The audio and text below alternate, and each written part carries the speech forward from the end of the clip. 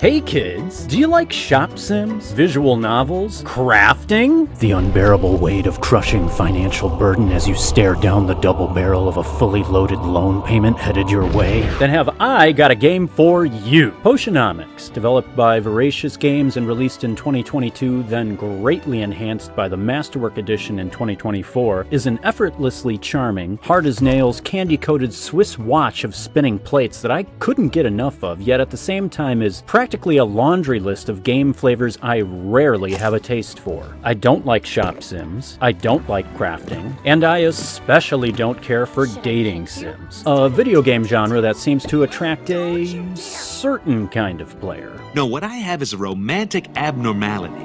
One so unbelievable that it must be hidden from the public at all costs. You see. Stop! Though, maybe dating sims aren't as strange or shameful or shamefully strange as they used to be. What with your monster proms and dream daddies, the attractive avians of hateful boyfriend, or the not insignificant number of dating sim deconstructions like You, Me, and Her, and Doki Doki Literature Club, that examine what it really means to repeatedly manipulate a character for that one single desired outcome. You know the one. Not to mention the ever-expanding selection of quote-unquote traditional games jumping on the dating sim bandwagon like Fire Emblem, Persona, Stardew Valley, and how almost every BioWare game since Mass Effect includes at least 2 scenes straight out of an episode of Red Shoe Diaries. And that's without even hinting at the game of 2023. Or the game of 2015. Or the game of 1980. Sorry about that last one. Long gone are the days when dating sims were either region-locked to Japan, American audiences deemed too uncouth to appreciate them, or soft-locked behind an 18 and older age gate on Newgrounds, where games like Ganguro Girl lay dormant until their inevitable late-night teenage discovery.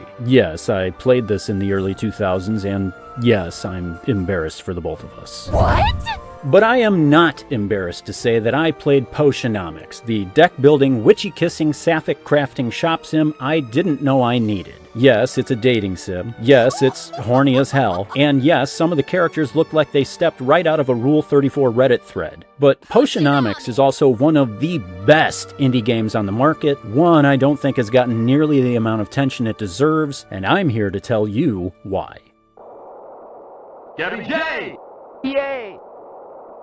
To give a swift, quick bird's-eye view of Potionomics, you play as Sylvia, a fresh-out-of-college potion maker who travels to the island of Rafta after her uncle mysteriously passed away and left her his potion shop. Along with an eye-wateringly massive amount of debt she now has to live under and... Wait, hang on, this is a game, right? Sylvia is then soul-bound to her crippling financial burden by Helena, who... Forgive me for the intrusion. It begins!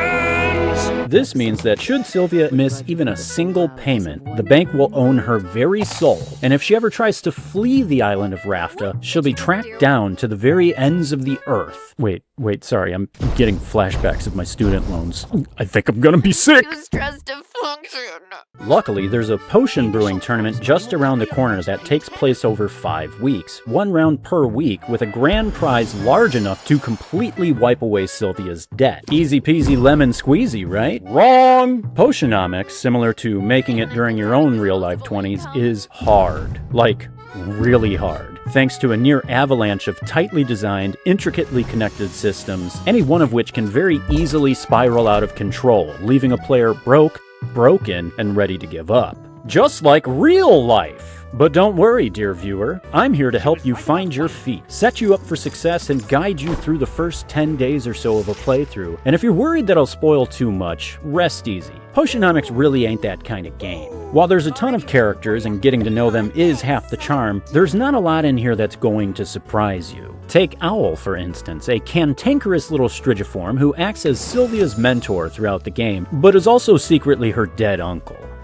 What? I mean, that's not even a spoiler. It's obvious within the first 5 minutes of meeting the guy, unless you're either A, a child, or B, one of those for whom we lament the death of media literacy over. Either way, it's on you for not picking that up, especially if you're a child. And the rest of the story follows along the same line. ingredients. Owl then walks Sylvia through the basics of running a potion shop, starting with firing up the old cauldron to craft new alchemical concoctions, each individual recipe requiring a careful mix of ingredients to balance out their magimin levels, ensuring a more stable, more valuable potion. Brewing potions takes time, so once one is set to simmer, Sylvia can set up shop by displaying potions for sale, prices fluctuating daily based on the whims of the market, then open shop for the next 2 time slots. Haggling with customers takes the form of a quick and satisfying deck builder, as Sylvia must play cards that raise the customer's interest, juicing the final sale price, while fending off debuffs that either lower the potion's value, decrease the customer's remaining patience, which cuts the barter session short, or adds to Sylvia's steadily increasing stress level that forces her to draw junk cards as she swan dives further down a doom spiral of imposter syndrome and debt fret. This creates a beautifully balanced risk-reward dynamic, encouraging the player to go just one more round, hoping for that perfect hand to max out a sale, but any stress you accrue persists throughout the rest of the day and even carries over into the next if it climbs high enough. Haggling may seem overly simple at first, with stress almost as an afterthought, but as the number of items for sale increases, the days get longer and customers become more demanding, Sylvia can very easily find herself in desperate need of a mental break. I never should have come here. What am I going to do? Life in the big city is tough. Making your way is difficult. Thankfully, Sylvia doesn't have to go it alone. Oh, wow. Is this an actual potion shop? This is Mint, a rookie adventurer from the Heroes Guild who's cute as a button with arms that look strong enough to hold you close and keep you safe forever. Thanks. I do work out. Mint can be sent out on daily quests where she'll fight monsters, collect loot, and gather ingredients before coming back to share the spoils. But since Mint's just started her career as an adventurer, she's not especially equipped to handle much thrown her way. She's gonna need help, aka Sylvia's potions, up to a maximum of 4, split between mana, health, and special tonics that protect Mint from status effects like fire, poison, thunder, or sleep. Problem is, Mint usually needs 2 minor mana and health potions each just to get through an early quest. So if one has fire monsters or a poison swamp, she's almost guaranteed to fail, unless Sylvia can brew stronger potions which require better ingredients, the kind Mint gets when she beats a boss monster. So Sylvia needs to pump Mint full of minor concoctions to guarantee victory to make better potions, but that's a lot of money left on the table that Sylvia needs to stay in business, and now it's already halfway through the week and I haven't even begun to brew the 3 potions I need to enter the next round of the tournament,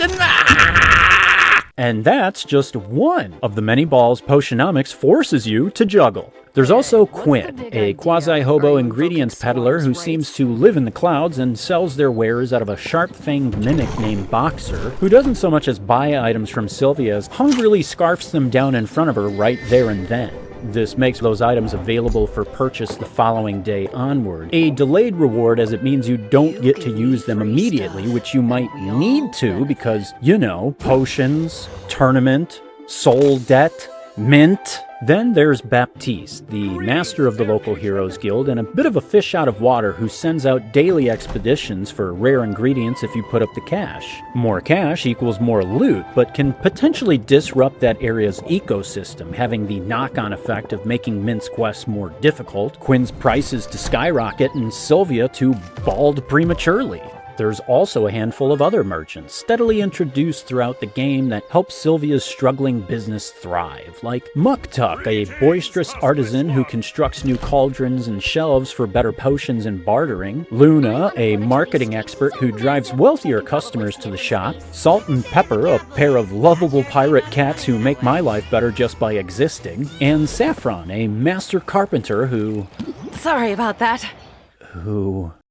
It's begun! You're cute, Sylvia. I think I like you. Each of these characters provide valuable services that Sylvia needs as she spends one time slot to make her rounds throughout the town. But Sylvia can also choose to spend another time slot to hang out with one of them and relieve some stress by either cutting down bushes with Mint, working out with Muktuk, or meditating with Saffron, though honestly, who possibly would be able to concentrate next to her? Hanging out and making friends allows Sylvia to spend yet another time slot to upgrade their relationship. relationship and grow closer. Learning a little more about them in the process, like how Mint loves to bake and how Quinn's a grubbly little sneak thief Yoink. that's been banned from all the chocolatiers in town. But you'll also unlock a new card for Sylvia's deck to create more powerful haggling synergies, and maybe take things a little further if the mutual feelings are strong enough. But let's not get ahead of ourselves. While this game is horny as all get out, this isn't in the game, by the way. I installed a new mod just for this video, I swear. Horny as all get out. It lets you know that up front when you choose whether or not to be in a monogamous relationship, and just look at the option to opt out. All of the romance on display is very PG, mostly conveyed through deep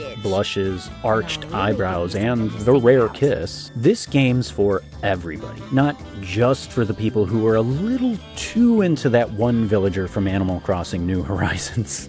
You know who you are. Potionomics takes all the best bits of the social contract system from the Persona series, with the added bonus of not having to play a game from the Persona series. What?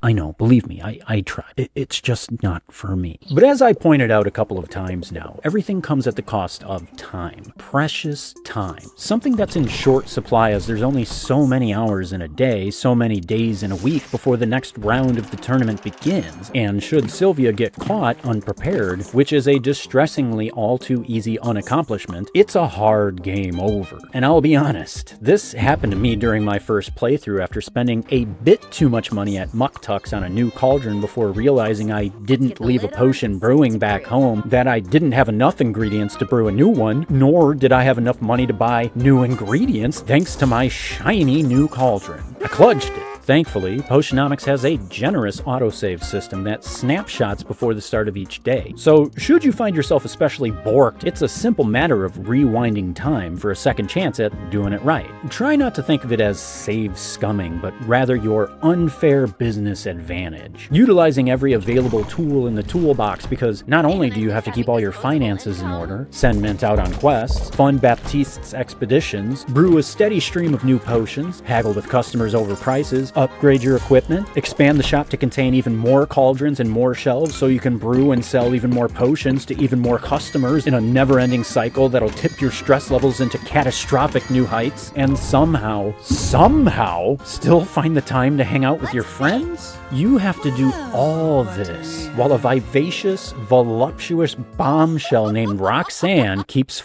with you. Roxanne, your first opponent in the tournament, is a pretty darn iconic mean girl who makes her presence known around day 4 or 5 when she drops in on Sylvia and instantly starts negging her. Roxanne runs her own nearby potion shop, though it's not exactly known for its concoctions. What Roxanne lacks in quality stock, she more than makes up for with her other bounteous goods.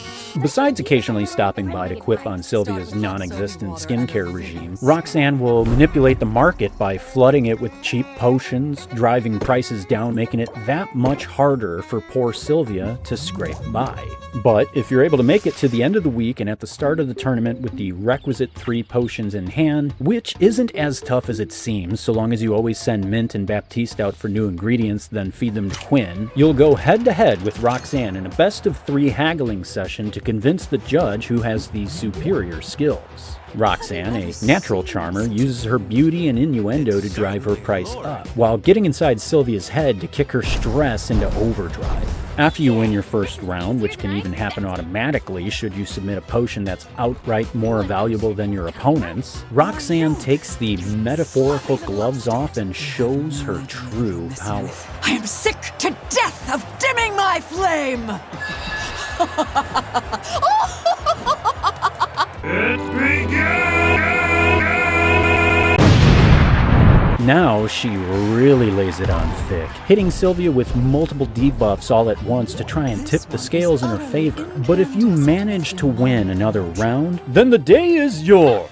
I knew I'd win! Are you kidding me with this? Along with the $10,000 prize that Helena immediately claims for herself. Well, it was nice being flush while it lasted, but it sure didn't last long. It's here where Potionomics starts to show its kind-hearted hand as Sylvia goes to gloat at Roxanne over her victory. Fair play, I'd say, after all the insults slung her way, but learns that Roxanne is skipping town since, you know, the whole demon thing made public. and Sylvia offers to Don't leave help. yourself. Sure, Roxanne just spent a week dragging her all over town, but that doesn't matter. Sylvia only sees a person in need. Life in the big city is tough. Making your way is difficult. Roxanne doesn't have to go it alone. But of course, Roxanne's too proud to take the offer and exits just as iconically as she entered. Oh, Sylvia, envy me, emulate me, desire me, but never pity me. Don't you dare. Fare thee well, you stunning queen. Except Roxanne shows back up just a few days later, practically demanding to be Sylvia's roomie. She's in fact already moved into the lava-strewn basement without asking and becomes yet another merchant to help Sylvia's struggling business thrive. And it's hilarious that visiting Roxanne still costs a full time slot, even though she literally lives downstairs, as if forcing Sylvia to wait while Roxanne finishes putting on her face, because of course she would. This is also where I began to sense that Potionomics might consider Roxanne the canon relationship, her chemistry with Sylvia downright palpable as they make a naturally great odd couple. So I decided to roll with it, even though I'd been chasing Saffron up to this point. I mean, what can I say? I have a type. Crunchy hippie chicks, of course. The same reason I gravitate towards Leah every time I replay Stardew Valley. Well, that, and I've always had a thing for redheads. Is it any wonder I'm covering this game? Man, good thing my wife doesn't watch any of my videos. Then again, my wife's a crunchy hippie chick with coppery hair. I originally chose Saffron because I liked her, but I ended up going with Roxanne because Sylvia likes her, which, if you haven't picked up on it by now, Potionomics is very queer-coded. Sure, you can be in a heteronormative relationship with Baptiste or Muktuk, but the first love interest you meet is Mint, and come on, she's adorable. And unlike most first loves you meet in a BioWare game, she's actually interesting. Sorry, Karth. At the risk of putting a foot in my mouth, since I'm a cishet, mostly white male and probably don't know what I'm talking about, Potionomics doesn't feel particularly voyeuristic, like a femshep fanship of what if one hot woman, but two. Rather, Potionomics presents an ideal society where someone can just be who they are without having to explain themselves to anyone. Like with Roxanne, the closeted succubus who can't stand to hide her true nature anymore. Or how Mint casually drops that she has two dads. Or how Quinn is non-binary, which I hadn't even realized until I read the little blurbs on their deck-building menu and noticed the use of they-them pronouns.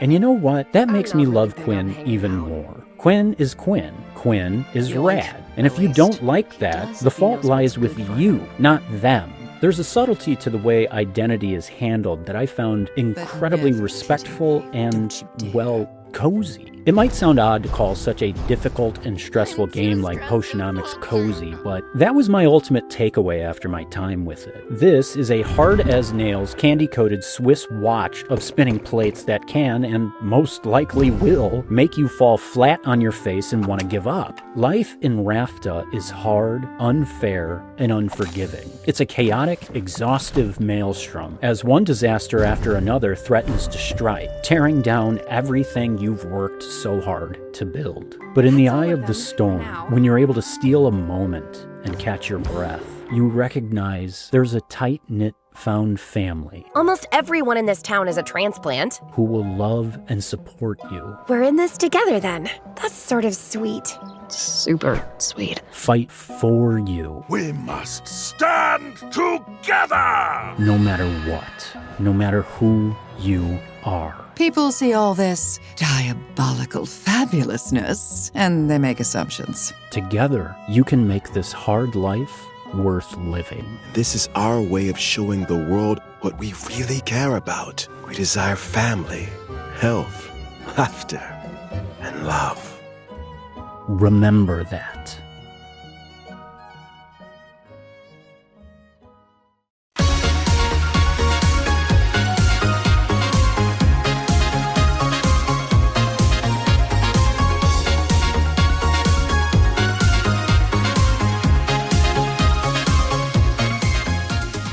Yoink.